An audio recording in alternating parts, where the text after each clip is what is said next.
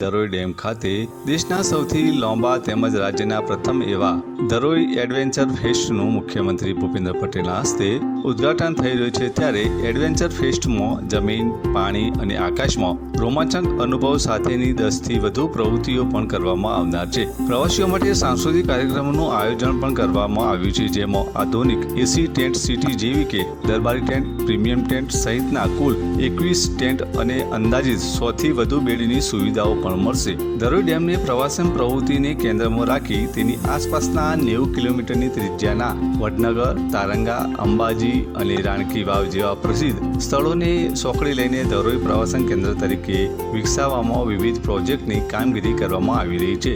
ધરોઈ રિજિયનનો આ પ્રોજેક્ટ અંદાજે રૂપિયા 1100 કરોડના ખર્ચે 3 તબક્કામાં વિકાસ કરાશે। આ વિકાસના કારણે પ્રવાસીઓ પણ મુલાકાતે આવશે, જેને કારણે રોજગારીની તકો પણ ઊભી થશે।